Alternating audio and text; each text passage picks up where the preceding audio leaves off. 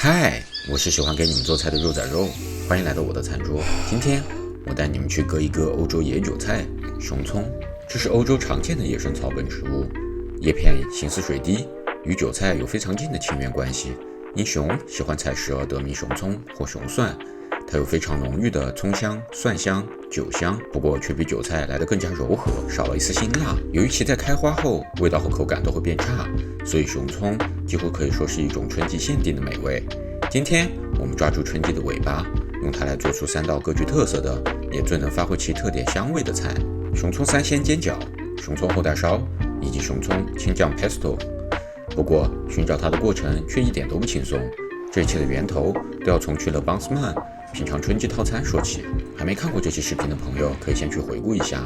善于运用当季食材的主厨，用熊葱和蛤蜊做成酱汁搭配猪排，让我体验到了熊葱独特的味道。餐后和主厨聊天，他说到现在春季正是熊葱的季节，附近森林公园就有很多。于是我当即决定我要去采属于自己的熊葱。做事之前，当然首先是理论储备。查阅资料后，我发现熊葱喜欢生长在河道旁或山坡，有土壤湿润的环境。于是我快速定位到一个湖旁边的山坡，立刻出发。这种向阳的山坡应该也是会有的，因为种子非常容易飘过来，附着在这种坡上。这个感觉很像哎，熊葱应该长不了那么高吧？而且这种花型也不太一样。不对，味道不对。3 hours later， 走了一下午了，看来是没戏了。空气倒是很好。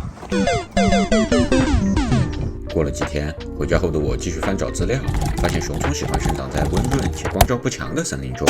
于是我快速定位到一个小树林，立刻出发。这种地方，你看这个土壤是很湿润的，而且又是小树林，非常适合这种草本植物的生长。我觉得这里应该能有。这个看着好像啊，是不是？对，味道不对，不是它。5 hours later， 是2个字，空军。接下来1个月的时间内，我又冲扣根据查到的资料，尝试寻找了2次熊葱，空军，无一例外都是无功而返。 2个字，空军。就在春天尾巴都快要过去，我也快要决定放弃这个选题的时候，某一天我在近郊某个小公园慢跑的时候，就这么意外地发现了一片茂盛青绿的熊葱。这个不就是熊葱吗？还真是应了那句话，生活就像是一盒巧克力，你永远不知道你会得到什么。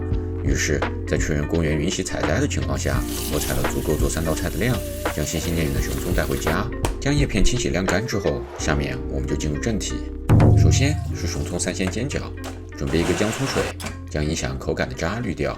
猪梅肉和里脊放入料理机，加入鸡粉、盐、胡椒，我还补了一些柴鱼高汤粉，增加鲜度。然后我们加入姜葱水，之前龙抄手的那一期提过水肉比例，忘记的朋友们可以回去复习一下。速冻虾仁肉量和猪肉1比1，自己家吃嘛，可以大方一点。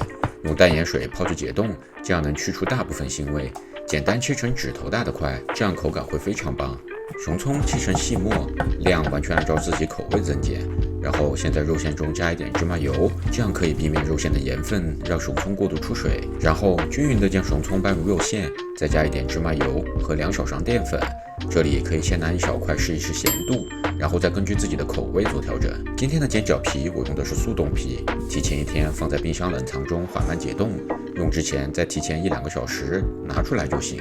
包的方法非常简单，先收口中间部分，然后在左右两边分别折出褶子，做成月牙形。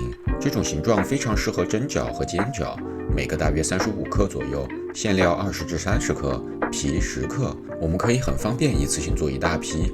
包好的饺子用盘子平铺在冰箱冷冻层，先冷冻半个小时左右，表皮冻硬后就可以分装在食品袋中，可以保存非常长的时间。煎饺就非常简单了，先热锅倒油，将饺子底部朝下平铺在锅里，中火将底部煎到焦黄后，加入没过饺子1/3的水。如果是速冻的话，就需要加没过饺子1半的水。然后盖上锅盖，中火焖一会儿。起锅前撒上葱花和芝麻就搞定了。熊葱将猪肉的鲜嫩和虾仁的甜美连接交织在了一起，产生了鲜上加鲜再加鲜的效果，非常推荐你们试一试。接下来是熊葱后蛋烧，鸡蛋调味打散后，加入切成末的熊葱，锅里擦一层薄油，倒入一层蛋液，全程一定要用中小火，否则很容易煎得过干。等鸡蛋液底部基本定型后，用硅胶勺轻轻推动卷起，然后补一层蛋液，重复这个步骤，直至蛋液用光就好。煎的过程中，我们能闻到浓浓的蛋香味混合着酒香和蒜香，熊葱本身的草本清香和鸡蛋的醇厚也是相得益彰，是一道非常能凸显熊葱特点的菜。最后是我们的熊葱青酱。其实意式青酱的组合只要遵循一个基本公式，就是香草加坚果加橄榄油加柠檬汁加帕玛森奶酪，剩下的完全可以发挥想象空间。坚果一定要烤熟才能发挥足够的香气，将它们在盐钵中碾碎，使得风味充分融合。我今天用的是腰果来搭配，花生或者核桃也都非常不错。奶酪可以给的大方一点，经过至少12个月转化的帕玛森干酪是青酱中重要的纤维来源，它也被称为是意大利人的味精。如果没有的话，用其他干酪代替也可以，不过味道上难免会有一些差距。做好的青酱放在冰箱中可以保存2周左右。由于熊葱比韭菜更加温和，生食也不会觉得过于辛辣，相比传统的罗勒青酱更能凸显蒜味，与芝士和坚果的风味也能非常好的融合。除了用来搭配意面，我更喜欢的吃法是来搭配牛排，蒜香和肉类本来就是绝配。焦香的牛排上大方的给上2勺青酱，让油脂和熊葱的香气充分融合释放，然后送入口中一起咀嚼，让香味和鲜味充满整个口腔，一本满足。照例我会将食材的详细用量以及热量和营养信息放在屏幕上，你们可以放心去用。